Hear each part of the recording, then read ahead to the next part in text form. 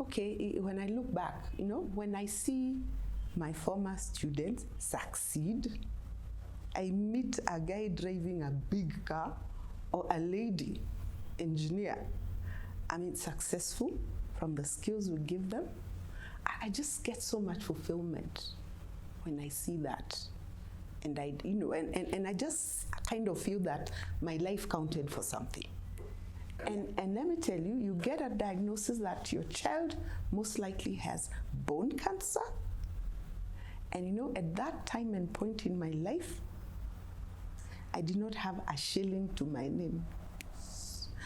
She lived her life, no matter the cancer. Mm-hmm. Yes. Wow. She lived her life so fully. Can you imagine somebody with one leg and they are playing basketball in school? Mm-hmm. How do you do that? She went bowling. She went dancing. She went partying. Mm-hmm. She was not stopped. Mm-hmm. For me, that's really inspiring. Can you imagine a 13-year-old? Mm-hmm. Yeah?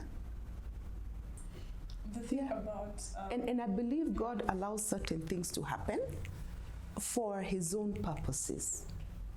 I don't think I would be the person I am today, able to do the things, able to have the resilience I have had to take a business through for 13 years and never give up. Yeah? Yeah, you learn that.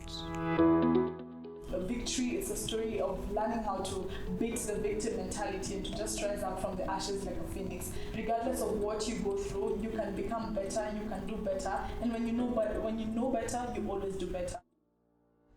Hello everyone, welcome to the Let's Make Lemonade show with Sharon Ngugi. On today's episode, we're going to be interviewing an amazing and brilliant lady who's in the technology world. She's currently the CEO of Citech, Center for Innovation Technology. So I'm really hoping that you all will enjoy this episode. So welcome to the show, Joyce Cauri. Thank you, Sharon. Thank you so much for coming to my show. I'm super excited to have you around. So the people would want to know, who is Joyce Cauri? Okay. My name is Joyce Cauri. I'm Kenyan. I'm actually a very proud Kenyan. Yeah. At the same time, I've done a lot of things in my life. I've been a teacher in high school. I've been a teacher in technical school. I've been a teacher in university. I've been a teacher in... Yeah, I've worked in Somalia for many years, and I love Somalia, and I miss being in Somalia. I'm one of those people who, since I was a child, I always had a side hustle. One time I discovered how to make marmalade. And we had this tree in the village that just used to bear all these lemons.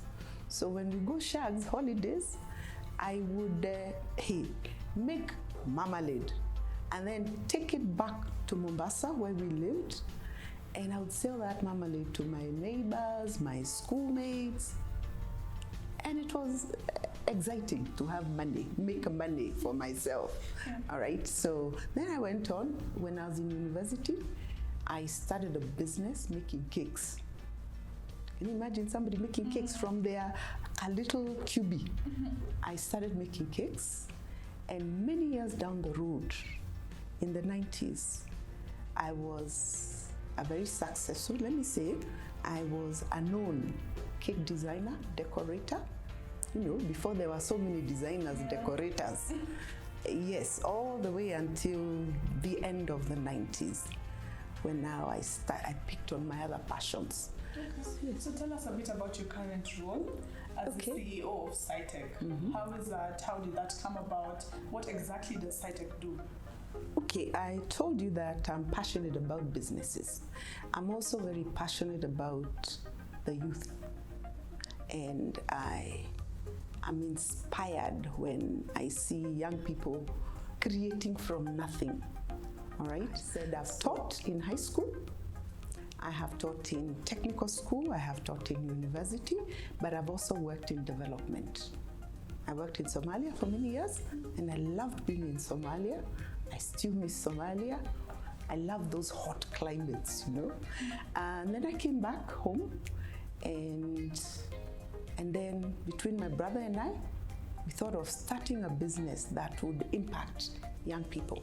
You know, we are always saying there's no employment for the youth. And the truth of the matter is not that there's no employment, is that people don't train in the right skills.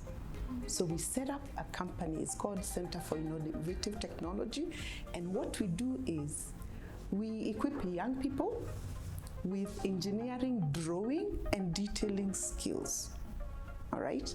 And we teach them also how to use the latest softwares. So we're very passionate about that. Unfortunately, my brother died a while back. Yes, but by God's grace, we've kept the company going. Yeah, and we're here today.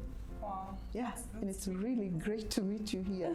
Yes. That's really good. Yes. The thing you said about the youth. Yes.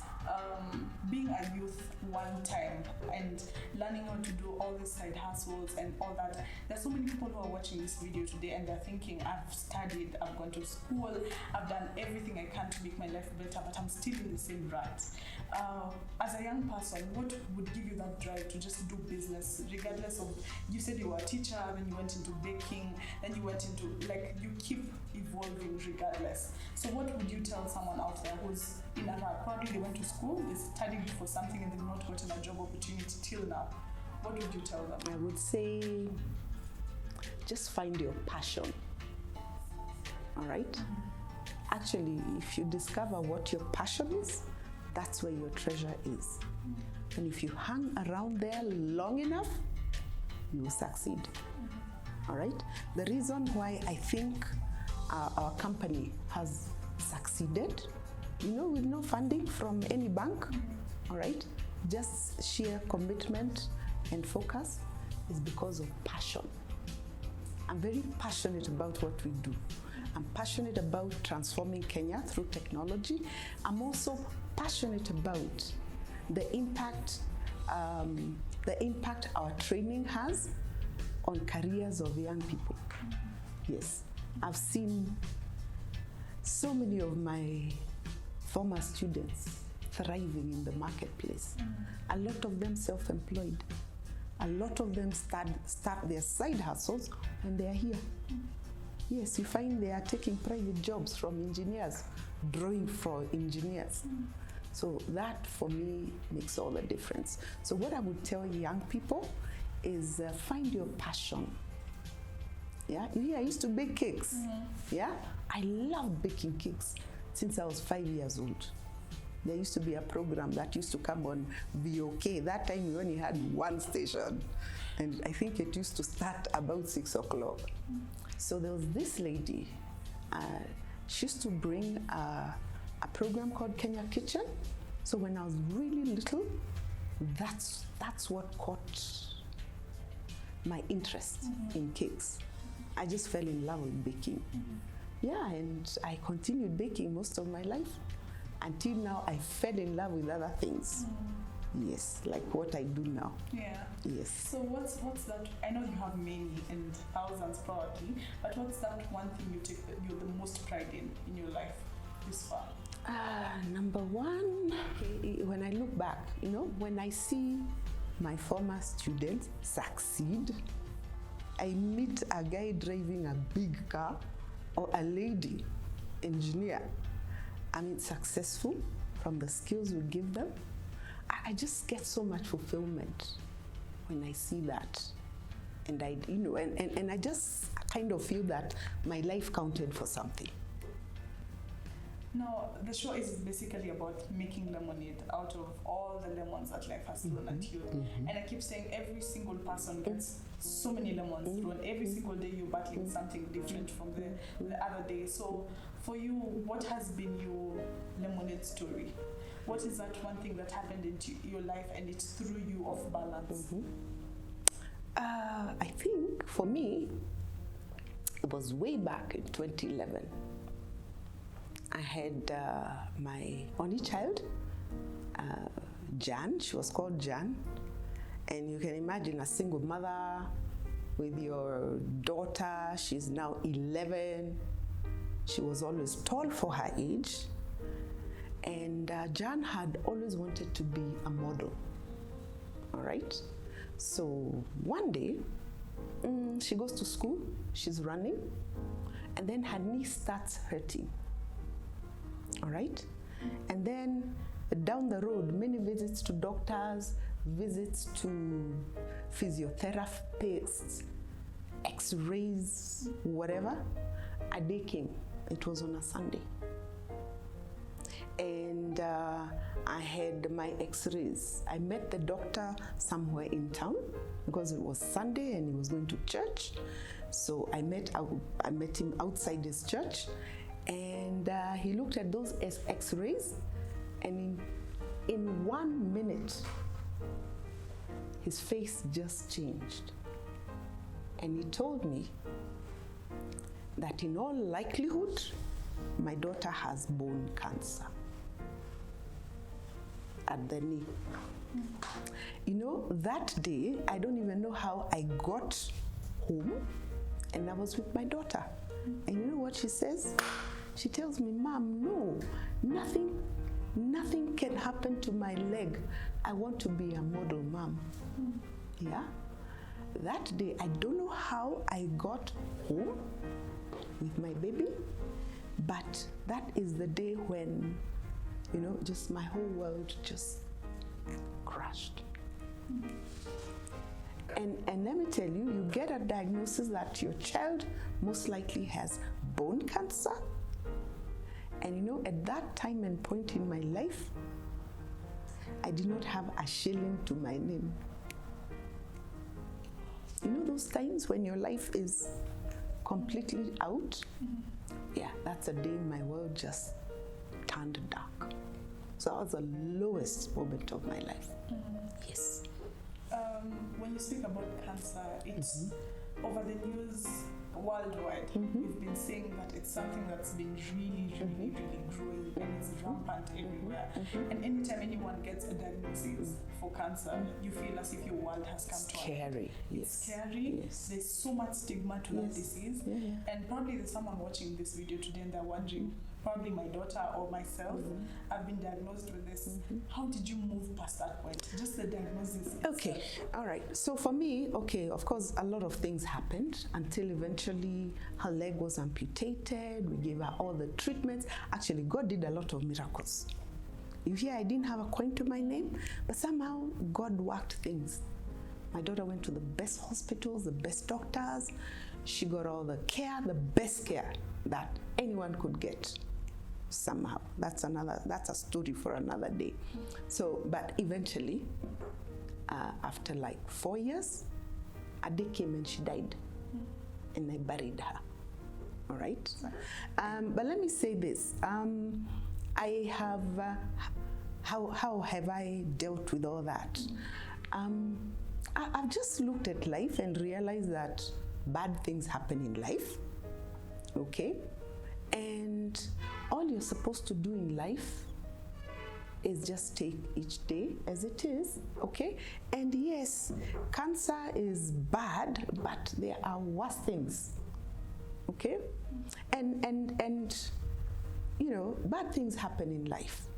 And all there is for us to do is just be okay with them. Because what can you do? You know, in life, there's only what you can do, all right? So the rest, just be at peace, okay? I want us to Sorry, I talk a lot. No problem. I want us to speak about mental health. Cancer in itself is a mentally destabilizing diagnosis. Absolutely. Let alone cancer alone. There's so many things that happen in our lives on a day-to-day basis that really make us question a lot about life, question about God, question about ourselves.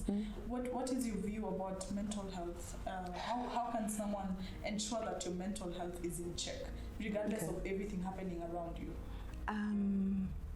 I can only talk about what has worked for me, because like for me, number one, I allow myself to feel whatever it is I'm feeling. I remember around that time when I was dealing with my baby's illness, there were times I would give myself permission to cry.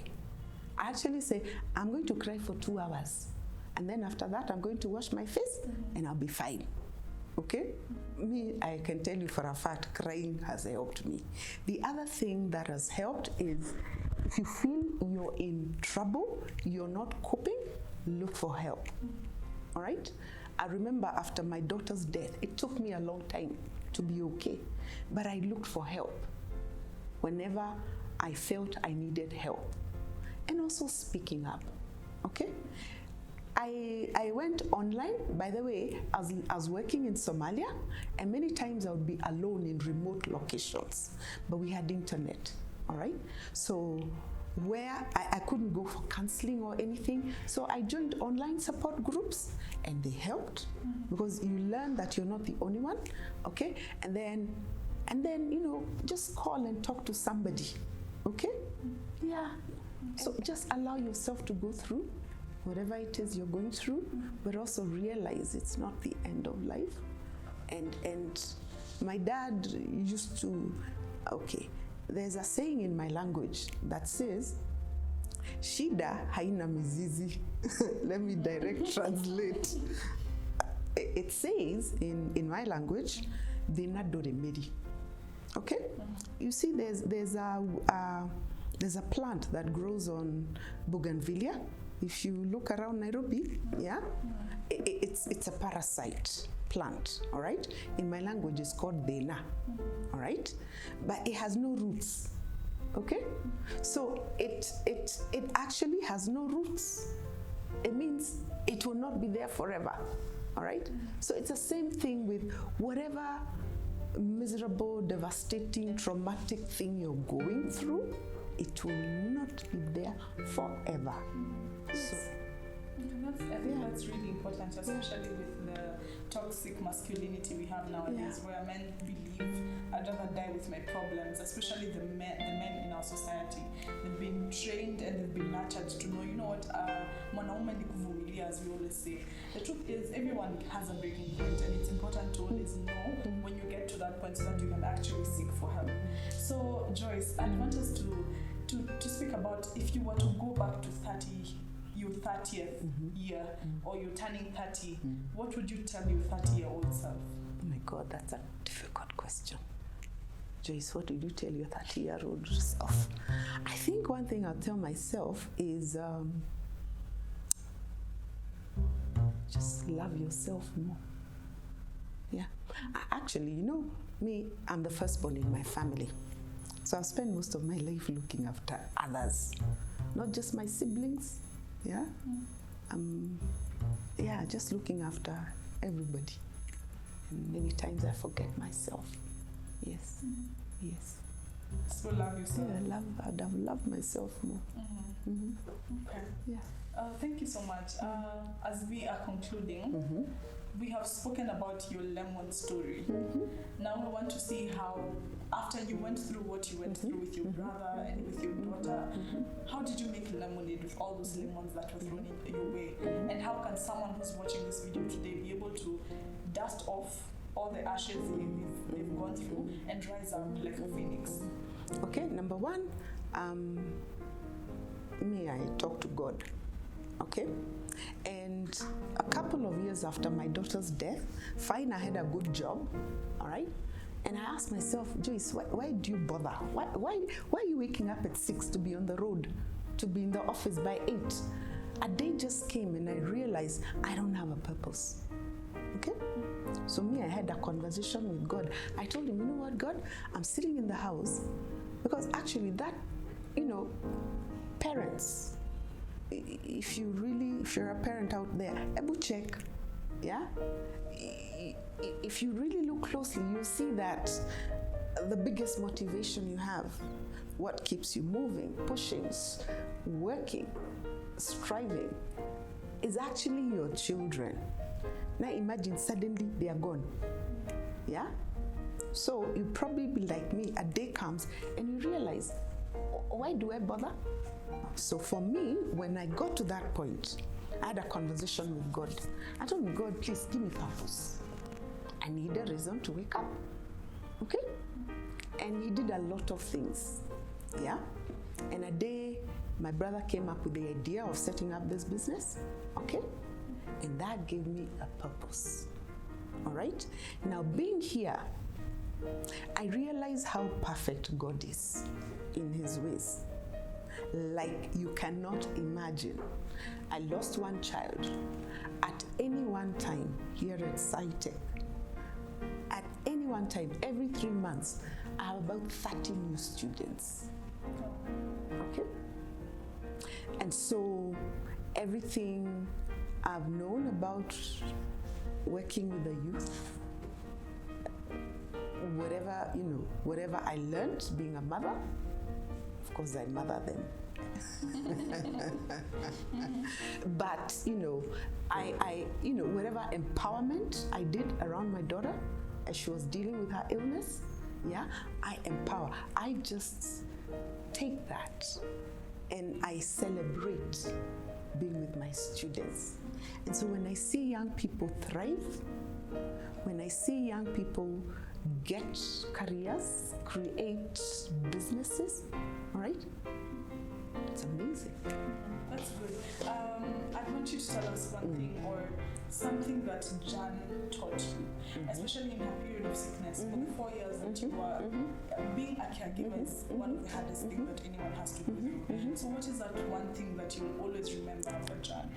Jan, there's a day that came, and I had a phobia around that name.